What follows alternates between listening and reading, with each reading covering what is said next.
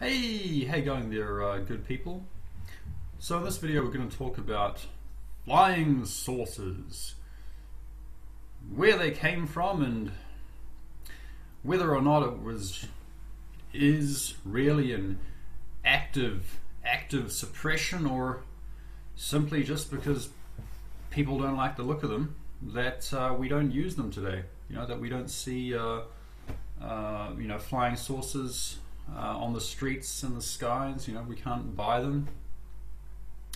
So yeah, let's go right back to the start, as far back as we can, to the first accounts of these circular, disc-shaped, levitating craft. If we go right back, we can see them. We can see these craft on little coins, little emblems that we can find probably in the Middle East, some in Europe. We can probably find some drawings of or carvings of weird-looking, vimanas, perhaps from India, or some of those carvings from Egypt. Stuff like that. So I guess that general shape and the idea of it, hovering in the air, it's been around for a while. But if we go around, and look around in history and look for, the first records or accounts or claims of, some industrialized society, actually building these things and flying them around, using a purely electrical and magnetic means, without some, internal propellers or wings or conventional aerodynamics sort of things. No, we're talking about something a little bit more electrical here in nature, involving electric and magnetic fields, field propulsion, this kind of thing. I guess the first sort of account probably is going to be the good old World War II bad guys, who probably shouldn't mention, otherwise I could get demonetized or something worse than that.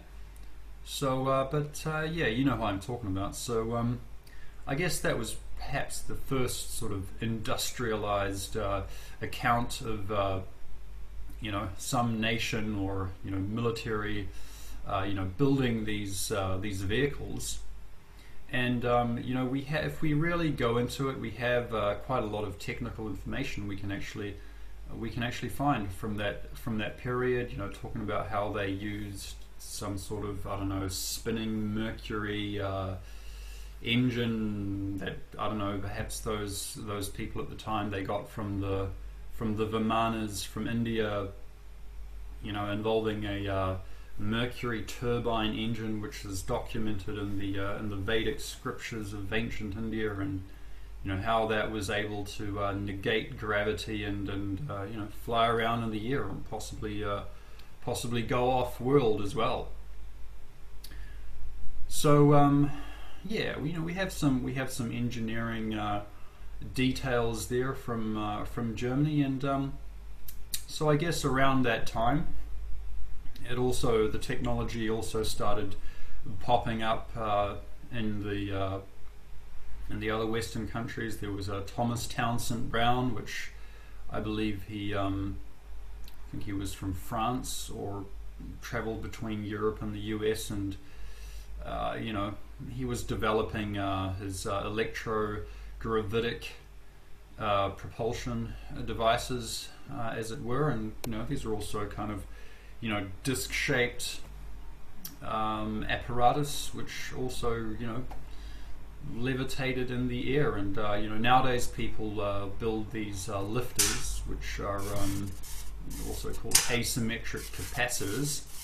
Which build them according to the plans online and charge them with 25,000 to 30,000 volts, 20 to 30 kilovolts, and yeah, they'll fly up in the air. So yeah, we have quite a thorough amount of both the aesthetic, look, shape of this flying saucer, and also potentially engineering details and a method of propulsion for it that we can find in a lot of this old historical accounts, and also scientific research from people like Thomas Townsend Brown, and also quite a lot of other people actually that came further. Even James Clerk Maxwell also, Maxwell's equations also basically talk about this kind of thing, electric and magnetic fields. They talk about pressure mediation. Yeah, the problem is nowadays people don't really think in terms of pressure mediation and field gradients. If it doesn't conform to special relativity's idea of warped space-time and quantum mechanics idea of there must be a special quantum particle to explain each individual phenomena. Rather than stepping back and looking at it from a more holistic point of view, like these older scientists were. Get that out of the way. Like Nikola Tesla, like James Clerk Maxwell, like Oleg D Jefinmenko, and a couple of guys nowadays actually, like Ken L. Wheeler and Eric Dollard. They also go into it. Some of them don't. They don't always specifically say flying saucer or electrogravity or stuff like that, but if you follow their work and you really read and listen between the lines of what they're saying, it's abundantly clear that they're referring to these field propulsion technologies. And it's interesting. Recently we also saw these videos come out from the Pentagon, which which show these pilots flying these F-16s or whatever planes they were flying, and saw these flying saucers, or nowadays we call them UFOs or UAPs, unidentified aerial phenomenon. But pilots are clearly bewildered as to what the feck is flying around in the sky there, and flying a lot faster and outperforming regular aircraft. So but going a little bit further back into history, and let's look at some of the reasons about why we think of these things so stupidly, because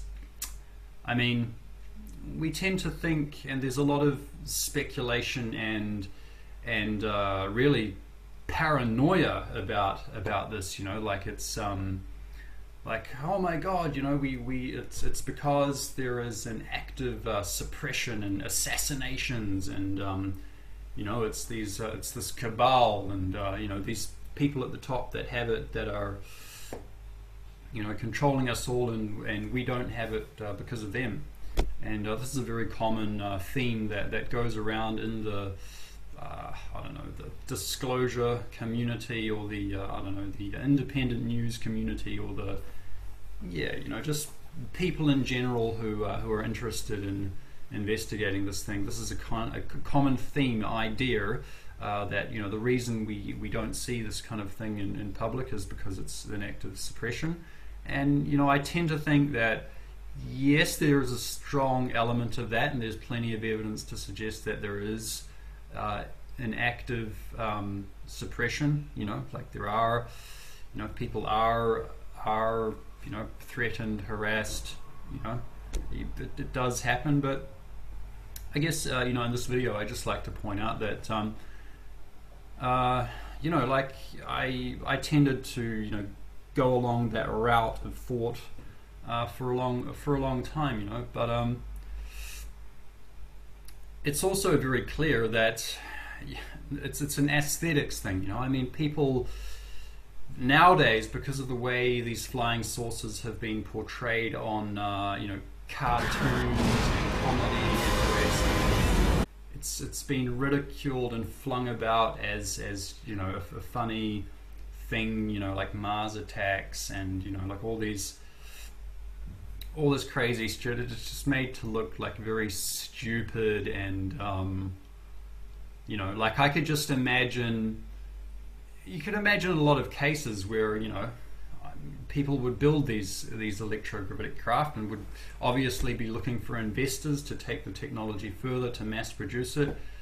You know, I mean, those investors looking at, even if they saw a you know, a beautiful shiny you know, flying saucer hovering in midair and doing little maneuvers, they'll probably just still tell you to fuck off. I mean, it looks stupid. You know, people today legitimately hate flying saucers because of the way they've been, you know, portrayed in, you know, stupid little cartoons and stuff like that. You know, and we like things that go bang and poof and pow. You know, like rockets and stuff like that. So you know, I'm just trying to point out that this is also you know, sure, there's active suppression, but it's a very, very big aspect of this is just the fact that people hate flying saucers because of the way you know, they've been portrayed. You know, I guess in saying that, it's also important to know that there is no like one anti-gravity beam as such. You know, like as any scientist today will tell you, you know, what we call gravity is actually is not an entity in and of itself. It is actually, if they're a smart scientist, they would much rather refer to it just as an acceleration in general, rather than specifically saying it's this or it's that, because, you know, you can't actually specifically say that it's this or it's that. You know, supposedly they have these postulates of I don't know, gravitons, or, you know, particles that mediate gravity, but it's all in the realm of you know, very theoretical quantum physics. But you know, like if we take a look at, say, Ken L. Wheeler's you know, more general, holistic, you know, view of nature. You know, and people like Eric Dollard, and, you know, also Oleg D Jefinmenko, who I mentioned as well, who you know, these people, they really just try to explain the universe and the natural phenomena around us just using the most basic means possible, just using like pure kinematics and fluid dynamics to explain phenomena, rather than you know, having to create some weird you know, photons or electrons or gravitons, or, you know, particles that have never been the input or output of any experiment ever done.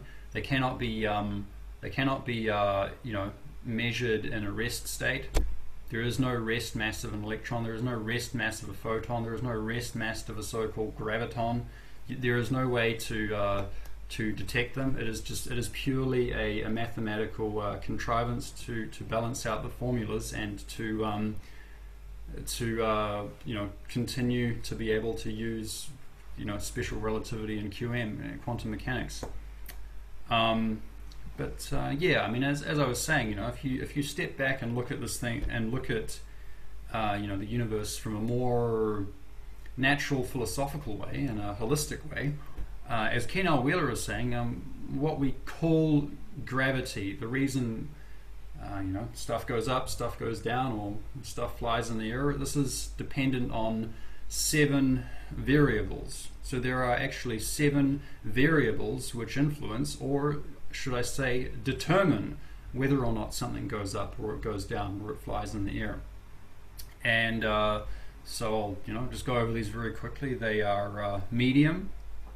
So, you know, like me sitting here, I would be pretty difficult to move if a little 3-year-old kid would try to push me on my seat here. But if I was put in a different medium, like in the water, you know, and I don't know, put a lasso around me, he could pull me to shore, you know, quite easily. And you know, say like this cup here filled with water on a scale weighs a certain amount in this medium. But if you were to put this inside of a vacuum chamber and immediately suck out the air, the reading on that scale, would change slightly. So the medium has an influence on us. Another one, so that's the first one. Another one is the vector, the angle of approach, like the satellites going around the Earth, and the vector which they're coming in, going out, whatever. This is also something that influences or determines the mass gravity of an object. Third is location. Me here, I weigh a certain amount. If you were to instantly pop me 400 kilometers up there out in space, the degree to which I'm being pulled down by the Earth would change like that as well. Number 4 is magnitude, and that's a little bit difficult to understand, so we may have to, because we haven't defined what it means. I say magnitude, you're thinking like, what does that mean? Well, another way of explaining it is the geometries of acceleration, or the acceleration vectors. So a way to kind of explain that, hopefully you can see. You can see I've got mass 1 and mass 2. And the mass 2, which is further out, it has a much wider angle. What did he call it? Geometry of acceleration, or you can say acceleration vectors. But if I move that mass much closer, you see those angles change. So that is what we are talking about when we say magnitude. That is also to do with the pressure mediation of the medium, which is being influenced by all these factors to create this phenomenon which we call gravity. And number 5 is actually phase specific, because everything is electrical. Everything is electrical. So the right hand rule of electromagnetism, what we call phase, it influences the degree to which we're being pulled down by gravity. So Kennard Wheeler, he's actually come up with a little device which is nothing more than a magnet with a coil of wire wrapped around it, and then it's got a it's got like a parabolic copper. He calls it a dielectric reflector, made in a certain way. It's got roughly between 4 to 5, 6 parts or something like that in it, and this is what it does. By applying those things, a simple battery, more than one magnet, a deflector, and changing the magnetic vector of using the right-hand rule, Fleming's right-hand rule, as applied to gravitational acceleration, we are able to, outside the corpus of what we normally think of the right-hand rule and Fleming's left-hand rule, of current, electricity, magnetism, and apply that to gravitational acceleration, because gravity is purely electrical. It makes use of the right-hand rule, and when you bring this device down on an angle, so you also manipulate the vector variable here. The weight of this device will actually change, will fluctuate as you're holding it in your hand and bringing it down, as Kennard Wheeler has demonstrated in his videos, and he's had multiple independent people come and play around with it and say, yeah, holy shit, I do this and I feel the weight of it changes as well. Number 6 variable is what we call displacement. That's pretty easy to understand. Like if you have a chunk of 2 kilogram, let's say a 5 kilogram block of lead, weighs a certain amount, but if you would, or if you throw it in the water it sinks, but if you would flatten that out over a long, if you would displace that over and make it, 1 millimeter thin, and displace it, curve it, you could make that float in the water, or you could drag it around on the ground quite easily, because you have then displaced the every single vector that's being pulled down on it, and you can then move it around more easily because of that.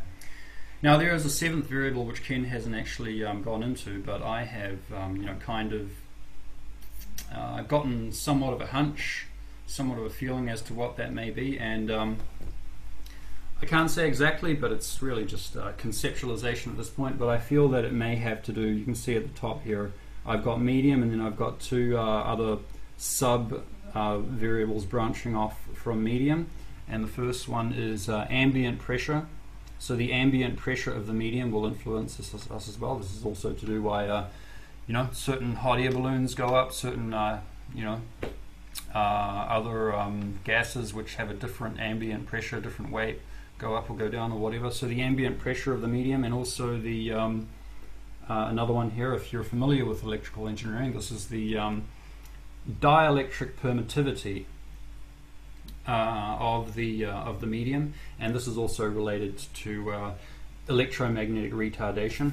On that note, a very good book is Theory of Relativity, Theory of General Relativity or Relativity, and Electromagnetic Retardation. So relativity and electromagnetic retardation, something like that. You can look it up. That book is by Oleg D Jefinmenko, and he makes a very, very strong connection between what it is we feel, what it is we feel of inertia, the force of inertia, and how that relates to electromagnetic retardation. And he makes a very strong analogy there, and a connection there between inertia and electromagnetic retardation, pointing to the fact that the reason the clocks on those satellites up there change with respect to the time down here, I mean there is a time difference, time dilation, is very simply because of electromagnetic retardation, and not because there is a time dilation. Sorry, not because there is a contracting, not because time-space is contracting or expanding, not because there is a time-space at all, as Ken R. Wheeler says. Space is a privation, is a posterior attribute. It is not a thing that can be measured or felt or touched. And time also doesn't exist. Time is just a measure of passing magnitude. So to say space-time, it really doesn't mean anything. What we have to do is we have to take a step back and look at the individual variables which we can manipulate, which influence our reality. So yeah, thank you very much for watching this video. You can drop me a like. You can think about subscribing to my channel, or you can give me a comment here if you like this video. Thank you very much. So this was a very short video about why it is we don't have our own flying saucer, just like we don't have our own car. It's not just because the technology is being actively suppressed. Of course, there is a very strong element of that, but it's also just because the aesthetics of it. People legitimately don't like. They hate it. They hate the shape of it. It's been associated with too much BS. So I think. I hope we could create a small community around this and share ideas, build our own flying saucers, and show it to investors that it does work, and hopefully, contribute to getting us off-world and becoming a spacefaring civilization. It could be done a lot faster and more efficiently than Elon Musk could do it with rockets. So using field propulsion. Thank you very much for watching. This is Lars, and I'll see you in the next video. Bye for now.